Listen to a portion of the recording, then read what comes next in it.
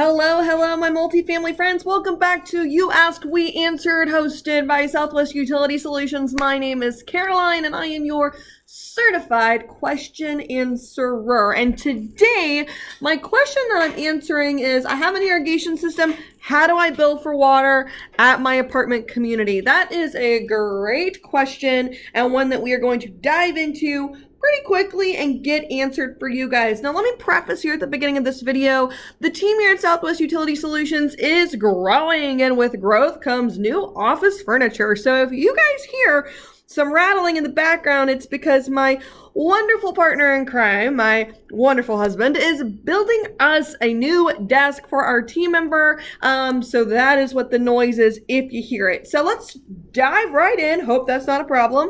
On to this question, I have an irrigation system. How do I bill for water? Now, it's important to note here that I'm in Houston, right? If you know me, if you've worked with me in the past, you know that Southwest Utility Solutions caters mainly to the state of Texas. So the regulations that I talk about in videos like these have to do with rules put in place by the PUC of Texas, Public Utility Commission of Texas. So let's talk about the CAD exceptions for water billing in Texas first. So CAD, right? Common area deductions.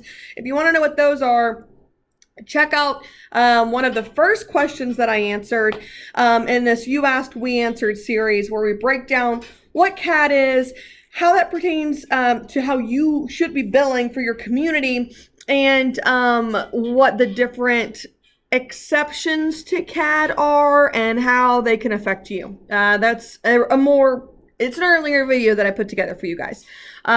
So what are the CAD exceptions to the max out rule? If you're asking me how you bill for water, if you have an irrigation system in place, it's because you're trying probably to figure out, okay, if I know that I can max out, assuming I have no common areas to deduct from my total water bill, if I know that I can max out 95% of my water bill, assuming that those amounts aren't abusive to your tenants if you're not doing water conservation, what happens if I have an irrigation system?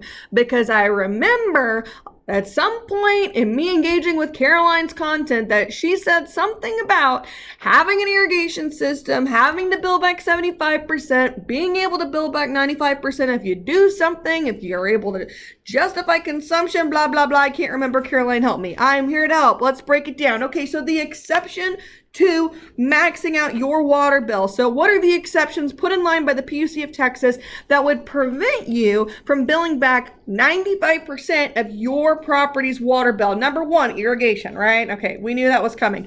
If you have an irrigation system installed on your apartment community or at your apartment community, technically, you should deduct 25% of your total property's water consumption from that bill before you allocate out the rest. So theoretically, that means that the maximum you could bill back if you have an irrigation system in place is 75%. Now, gotta be honest with you, not good enough for me, not good enough for my team, and not good enough for my customers. So we went to work to try and figure out, okay, well, if we have an irrigation system, how can we still max out 95% of that bill? And the answer is pretty simple, and you don't have to be using my billing product to get these results.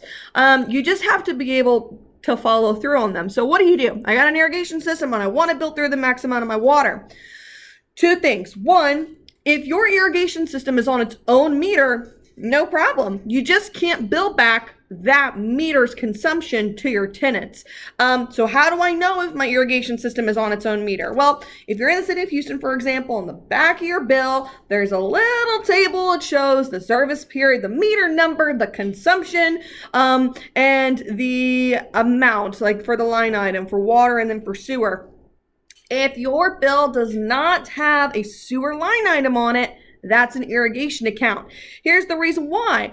Water that's consumed by you and I has to be treated, cleaned in a sewage system. Irrigation water doesn't, because it's not needed for our consumption, right? Like, we're not bathing with it, we're not ingesting it. It goes into the ground, comes out of the ground, goes into the ground, comes out of the ground, and it just is, it's a means for beautification on our property. So that's the first. If it is sub-metered, if your irrigation system is on its own meter, you're good to go. If your irrigation meter is not on its own meter, you can still bill back 95% if you sub-meter it, right? So either the city has sub-metered it or you need to sub-meter it.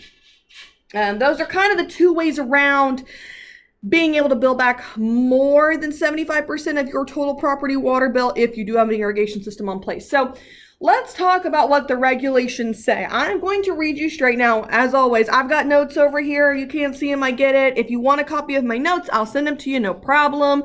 You can message me, you can comment, you can call me, whatever you want. I'll send you what I got. But for the sake of these kinds of videos, I normally just read what I'm looking at. So right now, I'm going to read you Chapter 24, the substantive rules applicable to water and sewer service providers, Subchapter I, water utility submetering and allocation. These are the allocation rules when it comes to billing back water in the state of Texas. You can find this information at www.puc.texas.gov, where they break down each of the subchapters within the PUC handbook. So specifically, we're going to talk about Chapter 24, Subchapter I. I am going to read you exactly what it says, and if you want a copy of this, just let me know and I'll send it over, okay? All right, so Subchapter I, Section E, calculations for allocated utility service. Point number 1.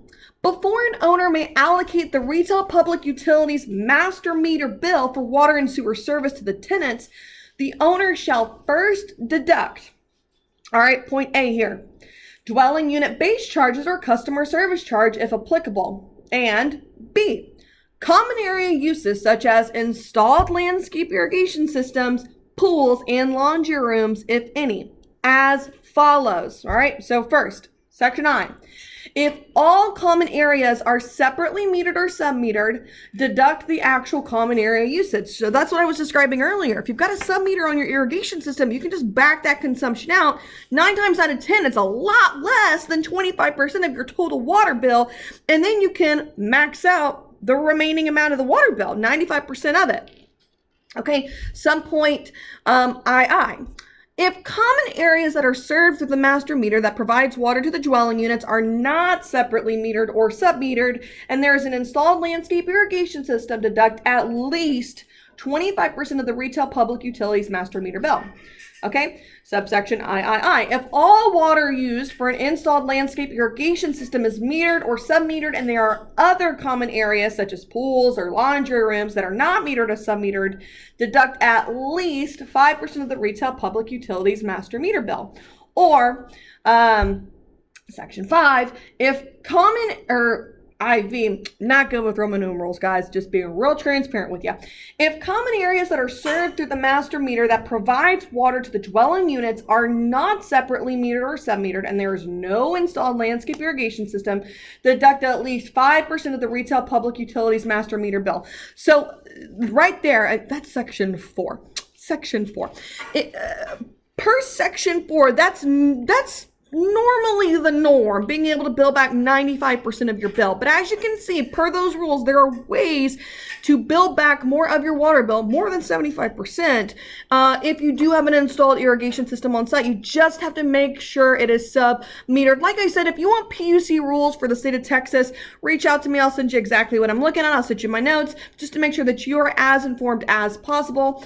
Thank you for asking awesome questions. Our goal is to bring value to the multifamily community. You keep asking and I'll keep answering. Stay tuned for our next answer. Bye, guys.